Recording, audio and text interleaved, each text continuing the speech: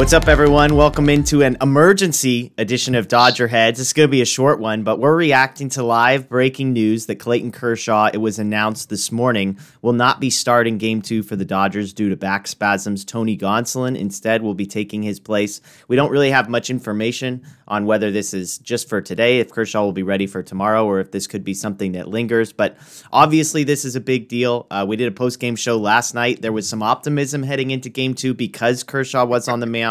So, Daniel, I'll just start with the obvious question. We were optimistic going into Game 2 because of who was pitching. It was Clayton Kershaw, the guy who's been great, who's been in form, who's the Dodgers' best pitcher. Now we turn to Gonsolin. We could talk about Gonsolin later, but does this change the way you feel about this game, this series, and if so, how dramatically?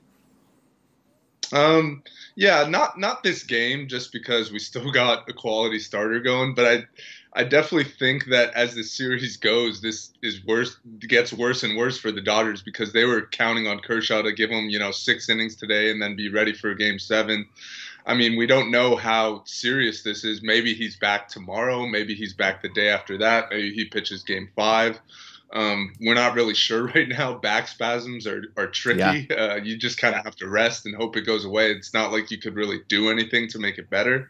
So hopefully it's not too serious and he gets better in the next few days. But if he's out for this series, it's hard to be optimistic when you're looking at, a bullpen game and tired arms by the end of the series. Yeah, and a guy like Alex Wood that neither of you or I like. I mean, that's the kind of the emergency scenario in Game 5. So I think it is interesting.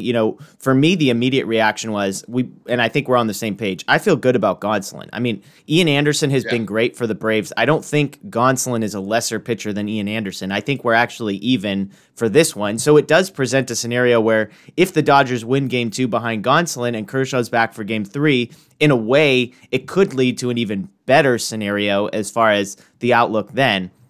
The flip side is this all but eliminates Clayton Kershaw from pitching twice in this series, which is a big deal.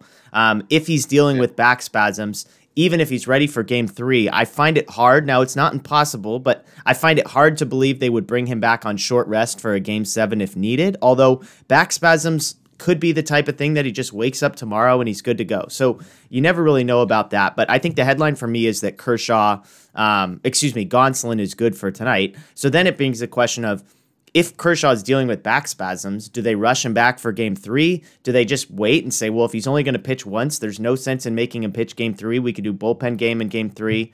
Or the flip side, the other positive, I'm an optimistic guy. The other positive that came to mind was, does this actually force the Dodgers to use their 5 starting pitchers the way that we had hoped they would use them, which is as starting pitchers? Does this mean we get Julio Urias in Game 3, Dustin May in Game 4, and maybe Kershaw in Game 5, or flip Kershaw in May? But I just wonder if this actually forces Dave Roberts and the Dodgers to play into a strength that they've had, but that they haven't tried to take advantage of. Yeah, I agree there. And as far as tonight goes, we're both still very confident. Yeah. Gonsolin, I mean, if you want to just look at ERA, he was the Dodgers' best pitcher this season. He obviously hasn't pitched in the postseason yet, but we still feel good about Gonsolin in Game 2. And then, like you said, presumably Julio in Game 3, that was probably going to be his game, regardless. So I still think he goes in Game 3. And then we'll see about Kershaw in maybe Game 4 or Game 5 with May taking the other. And if Kershaw can't go, then you need a bullpen game in there somewhere. But let's say if Kershaw is able to come back and pitch, let's say Game 4, maybe he could, and he's completely healthy. Let me preface it with that.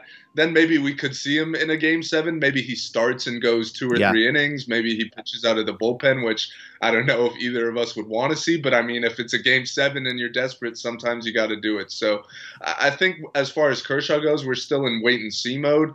But we're still confident in the other guys. It's just a shame because they're playing 7 straight days. You can't really afford to lose one of your best starters right now. Yeah. And I mean, like you said earlier, I think one of the hopes for Kershaw was that he would be able to give them length. Keep in mind, Gonsolin, probably more than any other Dodger pitcher this year, has been able to actually give them length. His last 5 starts, 6 innings, 5 innings, 7 innings, 5 innings, 6 innings. His last start was his worst of the year. That's somewhat concerning, 6 innings, 4 earned runs. But if you look at his strikeout and walk numbers, it's pretty outrageous. He had 29 strikeouts to 2 walks in those 5 starts that I just mentioned. 29 strikeouts to 2 walks. So I do think there's no reason to believe, especially given the Dodger bullpen, I think Gonsolin's going to be given a leash to be a starter. He's not going to pitch 2 innings and at the first sign of trouble have guys warming, because the Dodgers recognize you can't piggyback Urias necessarily, because you're probably going to need Urias as a starter. And you're definitely, I hope, not going to go to a guy like Wood, knowing that Gonsolin in trouble for the 3rd time is probably still better than Alex Wood. They had the bullpen, got used a little bit last night, did not perform. So I would be surprised if Gonsolin gives them less than 5 innings, barring him getting absolutely shelled, but that would be surprising in itself. So I think at the end of the day, we're on the same page. Game 2 is not a game we're not more concerned about this game than we were last night, I think is the headline. I think the question is, there's a lot of uncertainty about if Kershaw comes back and pitches tomorrow and is healthy, then this is a blip. This is meaningless to me, because you knew you were going to get Gonsolin, you knew you were going to get Kershaw, so be it. But if this starts to linger into Game 4, into Game 5, if for some reason Kershaw can't even give them a full start, I think that's where it's problematic. So any last thoughts from you, Daniel? Yeah, no, just real quick, just to add to your point about them trying to get length, I think that was something they were already trying to do even before the Kershaw injury. We saw last night Buehler got through 5. He was at 94 pitches. His season high was 95. So, most nights he'd be done after that 5th inning. But they tried to send him back out there for the 6th. So I think they are definitely trying to get length out of their starters, knowing that this is going to be 7 games.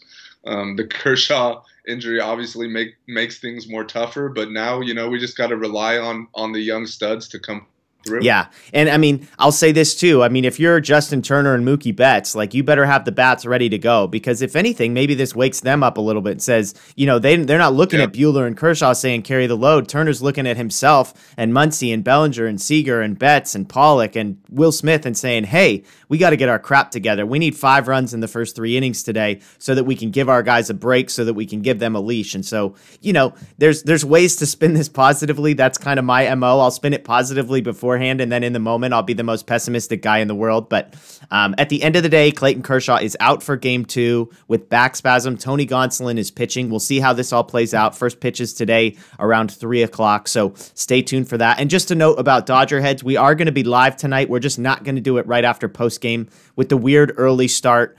So the hope is to be live around 8 p.m. So join us at 8 p.m. We'll be on all the same places: Facebook, Periscope, Twitter, YouTube. So 8 p.m. Dodger Heads live following Game 2. Win or lose, we'll be there. We'll have lots to talk about, I'm sure. So first pitch today at 3 o'clock. Tony Gonsolin taking the mound for the Dodgers. Hopefully we get a win. Hopefully we have positive things to talk about, and we'll see you tonight. Thanks for joining.